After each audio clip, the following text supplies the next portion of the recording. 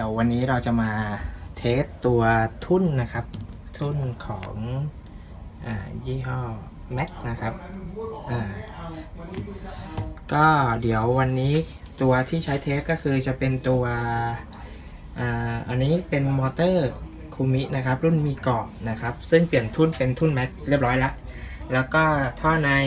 นเป็น PDI 6.01 นะครับCQB แล้วก็ตัวนี้ upper lower นะครับจะใช้แบ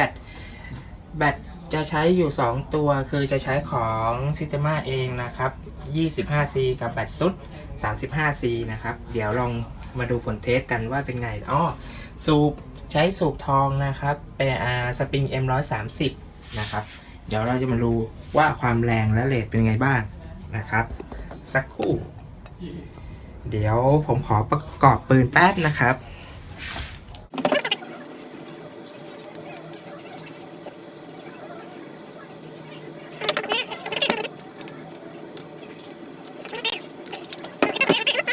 เดี๋ยวเรามาดูตัวแบตซุดก่อน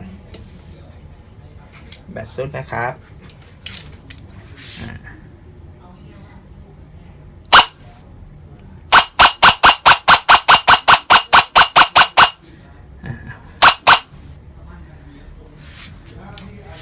ครับ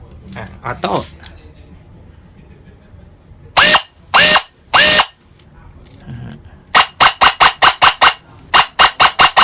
ครับเดี๋ยวมาดูของ Systema นะครับแบต Systema 25C โอเค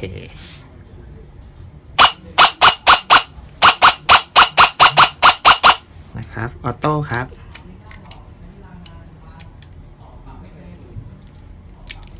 โทษที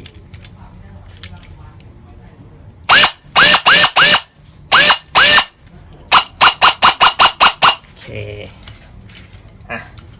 เดี๋ยวเรามาประกอบยิงบ้างวันนี้จะใช้ลูกเทสที่ 0.20 นะครับเอาของ Systema ก่อนละกัน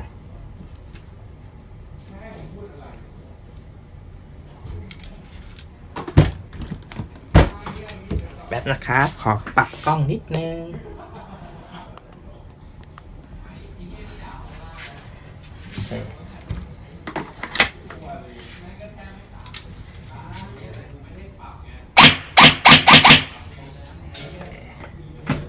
เดี๋ยวเรามาดูความแรงก่อน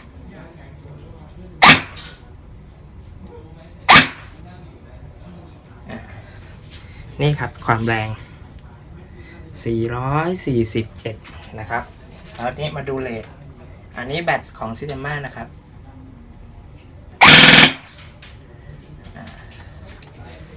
อันนี้แบต Systema ทุ่น Mac นะครับมอเตอร์คูมินะครับจะได้เรท20 บอลนะครับ443แล้วก็เดี๋ยวเรามาเปลี่ยนเป็นของแบตซุดนะครับ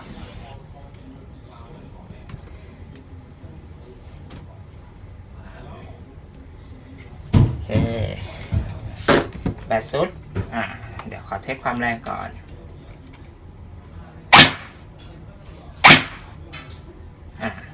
นี่ครับ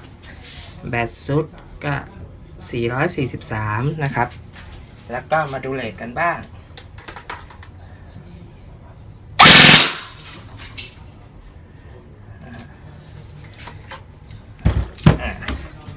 นี่ครับ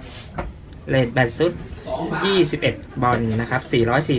444ที่ความแรงก็ตัวนี้ที่บอกคือเราจะมาเทสไอตัวทุ่นตัวนี้ครับซึ่งผลที่ออกมาก็ถือว่าโอเคขอบคุณครับที่